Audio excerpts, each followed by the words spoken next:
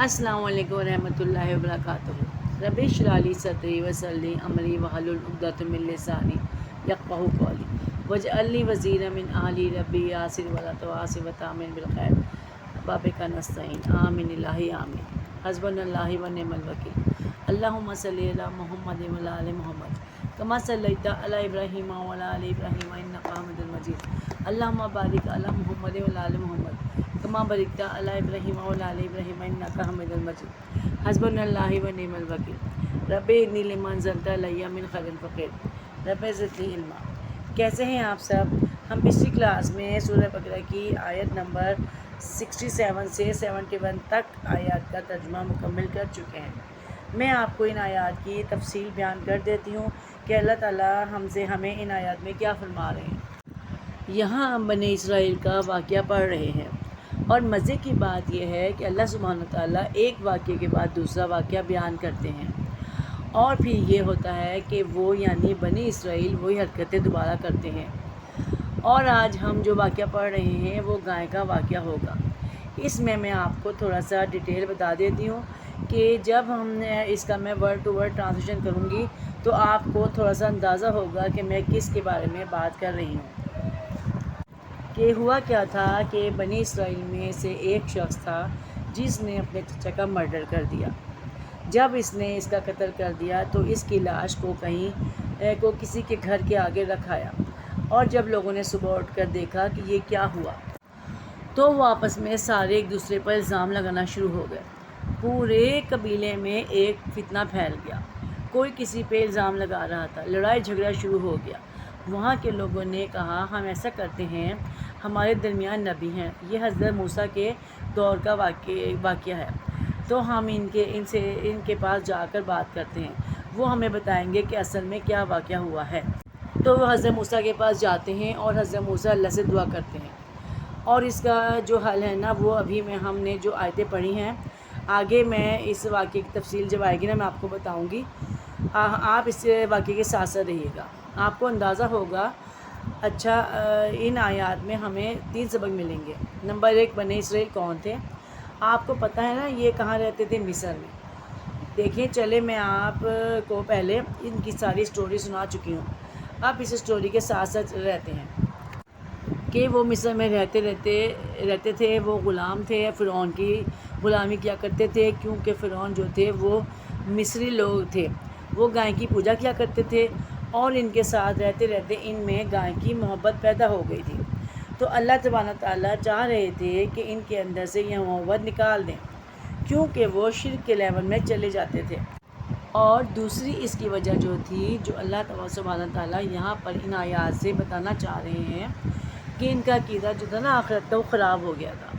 और तीसरी वजह ये थी कि अल्लाह ताला इनको एक मौज़ा दिखाना चाहते थे क्योंकि उनको ये बताना चाहते थे कि मरने के बाद भी अल्लाह ताला मरने के बाद भी इंसान को दोबारा ज़िंदा करेगा और आखिर का वक्त आएगा ताकि वो सुधर जाए।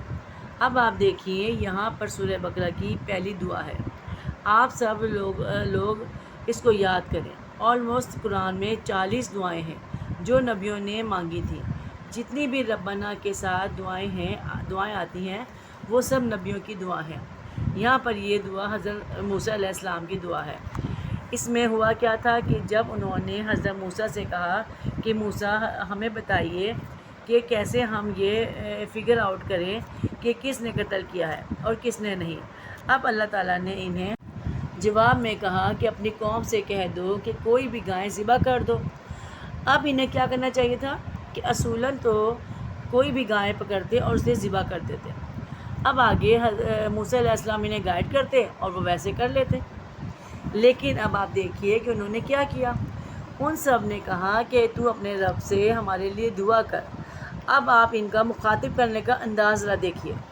अल्लाह ताला बताते हैं कि तू अपने रब से पूछ हमारे लिए, हम नहीं पूछ रहे।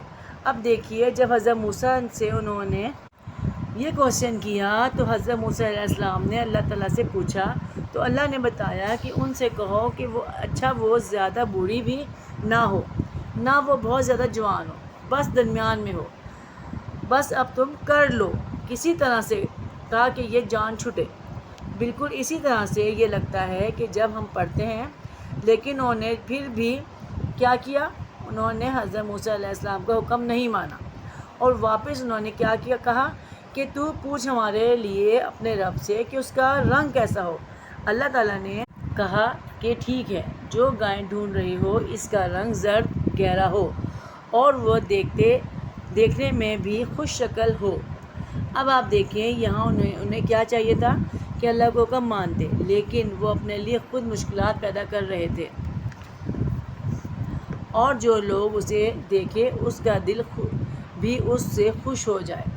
اب انہیں ایسا کر لینا چاہیے تھا، لیکن وہ پھر بھی موسیٰ علیہ السلام کے پاس آئے اور ان سے کہا کہ تو دعا کر ہمارے لیے اپنے رب سے کہ وہ بیان کر دے ہمارے لیے کہ وہ کیسی ہو، کون سی گائے کی قربانی وہ چاہتا ہے کہ ہم کون سی گائے ذبح کریں۔ آپ شک نہ کریں ہماری نیت پر، ہم انشاءاللہ ہدایت پانے والے ہوں گے۔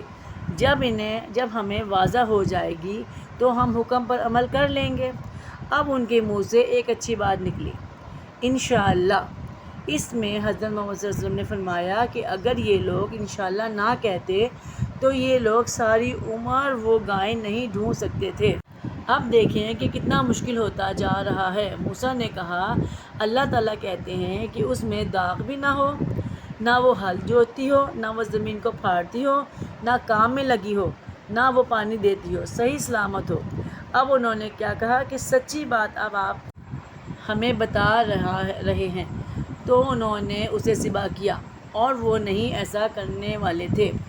اب دیکھیں ہمیں اس میں کتنے سبق ملتے ہیں جب ہم یہ آیت پڑھتے ہیں نا، بنی اسرائیل کی آیات پڑھ رہے ہیں، یا قرآن میں جو بھی واقعات آ رہے ہیں، نصارہ کے واقعات آئیں گے، منافقین کے آئیں گے، فاسقین کے آئیں گے، تو ہر آیت سے ہمیں دیکھنا ہے کہ یہ آیت ہمیں کیا سبق دے رہی ہے، اللہ تعالیٰ ہمیں کیوں بتا رہے ہیں۔ دیکھیے اب تو کوئی نبی نہیں آئے گا، اب کوئی کتاب بھی نہیں آئے گی، تو یہ جو قصہ اللہ تعالیٰ ان کے بارے میں ہمیں بتا رہے ہیں، تو ہمیں یہ دیکھنا ہے کہ ہم اپنے آپ کو کیسے ٹھیک کریں، کہیں یہ بیماریاں ہمارے اندر تو نہیں۔ اب آپ دیکھیے کہ واقعہ کیا تھا، ان کے دلوں میں گائے کی محبت تھی جس کو اللہ تعالیٰ ختم کرنا چاہتے تھے، اور گائے کی محبت تو صرف اس وجہ سے کہ وہ وہاں پر غلام تھے، انہوں نے وہاں پر دیکھا تھا، ابھی وہ پوجا نہیں کر رہے تھے، صرف دل میں محبت تھی، رائٹ۔ یہ امتحان تھا ان کے لیے، جس سے وہ محبت کر رہے ہیں اسے اپنے ہاتھ سے ذبح کریں، تاکہ ان کے اندر یہ جو شرک ہے نا وہ بھی ختم ہو جائے۔ آج آپ دیکھیں ہم کیا کرتے ہیں، ہر آیت سے سبق تو ہم نے اپنے لیے لینا ہے نا۔ ایک طرف آپ سارے مسلمانوں کے جو ہمارے تہوار ہیں وہ لکھیں، اور ایک طرف وہ تہوار لکھیں جو ہم دوسرے لوگوں کے مناتے ہیں۔ ویلنٹائن ڈے کیا ہے؟ وہ پیلا جوڑا پہننا کیا ہے؟ جب ہمارے گھر دلہن آتی ہے تو سائڈوں پہ سرسوں کا تیل ڈالتے ہیں، وہ کیا ہے؟ مہندی کیا ہے؟ گود بھرائی کیا ہے؟ یہ ساری رسموں کو آپ دیکھیں اور اس ایک آیت کو اس کے آگے رکھیے۔ تیل ڈالتے ہیں وہ کیا ہے؟ مہندی کیا ہے؟ گود بھرائی کیا ہے؟ اب آپ سارا بلیک اینڈ وائٹ سمجھ جائیں گے۔ ہم کہتے ہیں قرآن مشکل ہے، ہمیں سمجھ نہیں آتا۔ آپ ذرا غور تو کیجئے کہ اللہ تعالیٰ کس طرح ہمارے دل میں اتنا سا بھی شرک نہیں دیکھنا چاہتے۔ اب آپ سوچیں گے کہ گائے کی وجہ سے تو شرک نہ ہوا، ہم تھوڑی پوجا کر رہے تھے۔ اللہ تعالیٰ نے قرآن میں کہا ہے کہ یہ تمہاری خواہشات جو ہیں وہ تمہارا سب سے بڑا بت ہے، سب سے پہلے آپ کو اس کو ختم کرنا ہوگا۔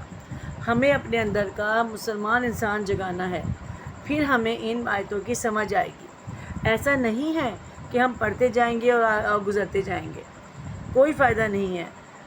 قرآن جو ہے نا وہ بک ہدایت کی ہے، وہ ہدایت کی کتاب ہے۔ ہمیں اللہ تعالیٰ سے دعا کرنی ہے کہ ہمیں اللہ تعالیٰ عمل کرنے والا بنا دے۔ اگر ہم ایک کلاس بھی قرآن کی پڑھتے ہیں تو آپ نے سوچنا ہے کہ آپ نے ضرور اس پر عمل کرنا ہے۔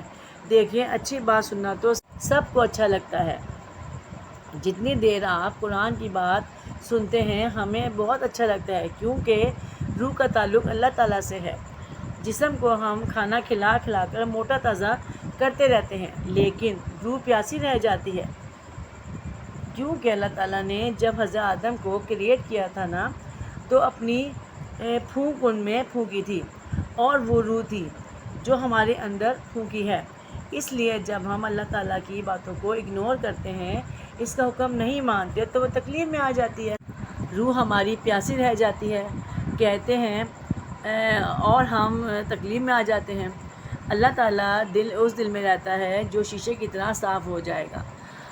آپ دیکھیے کہ ہم میں سے کوئی انسان برا نہیں ہے، ہمیں پتہ ہی نہیں ہے کہ ہم برائی کیا کر رہے ہیں، برائی کیا ہے جسے اللہ تعالیٰ ناپسند کریں، نبی ناپسند کریں۔ قرآن جو ہے وہ چلتا پھرتا نمونہ ہے نبی کریم صلی اللہ علیہ وسلم کا، ان کی زندگی ہمارے لیے راہ ہدایت ہے۔ دیکھنا ہے کہ وہ شادیوں میں ان کا کیا رویہ تھا، غم میں وہ کیا کرتے تھے، ان کی زندگی میں سارے لمحے آئے ہیں، ساری اپس اینڈ ڈاؤن آئے ہیں، ان میں وہ کیا کرتے تھے، ان کی بیویاں کیا کرتی تھی، ان کی بیٹی کیا کرتی تھی، صحابہ کرام کیسے رہا کرتے تھے، وہ کیا کرتے تھے، وہی گائیڈنس ہے ہونی چاہیے ہمارے پاس۔ اگر ہم وہ سانچہ چھوڑ کر دوسرا سانچہ دیکھیں گے، اس میں ہم کیا فٹ آئیں گے، تو پھر پرابلمس ہوگی نا۔ چھوٹی چھوٹی نیکیاں کریے، ہم انشاءاللہ اپنے درجات اوپر کرتے جائیں گے۔ اب انشاءاللہ ہم اپنے سبق کا آغاز 72 سے کریں گے۔ اب ہم جانیں گے اللہ تعالیٰ اس میں ہم سے کیا فرما رہے ہیں۔ آیت نمبر 72 میں اللہ تعالیٰ ہم سے کیا فرما رہے ہیں۔ اعوذ باللہ من الشیطان الرجیم، بسم اللہ الرحمن الرحیم۔ اور جب تم نے ایک شخص کو قتل کیا تو اس میں باہم جھگڑنے لگے، لیکن جو بات تم چھپا رہے تھے خدا اس کو ظاہر کرنے والا تھا۔ تو ہم نے کہا کہ اس بیل کا کوئی سا ٹکڑا مقتول کو مارو، اس طرح خدا مردوں کو زندہ کرتا ہے اور تم کو اپنی قدرت کی نشانیاں دکھاتا ہے تاکہ تم سمجھو۔ پھر اس کے بعد تمہارے دل سخت ہو گئے، گویا وہ پتھر ہیں یا ان سے بھی زیادہ سخت۔ اور پتھر تو بعض ایسے ہوتے ہیں کہ ان میں سے چشمے پھوٹ نکلتے ہیں، اور بعض ایسے ہوتے ہیں کہ پھٹ جاتے ہیں اور ان میں سے پانی نکلنے لگتا ہے، اور بعض ایسے ہوتے ہیں کہ خدا کے خوف سے گر پڑتے ہیں، اور خدا تمہارے عملوں سے بے خبر نہیں۔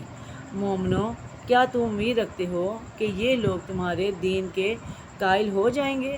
حالانکہ ان میں سے کچھ لوگ کلام خدا یعنی توریت کو سنتے، پھر اس کے سمجھ لینے کے بعد اس کو جان بوجھ کر بدل دیتے رہے ہیں۔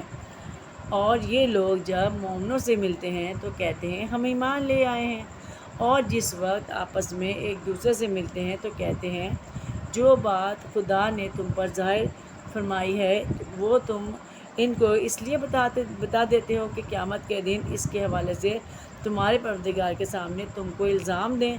کیا تم سمجھتے نہیں؟ اللہ تعالیٰ میرا پڑھنا اور آپ کا سننا قبول کرے۔ اللہ حافظ۔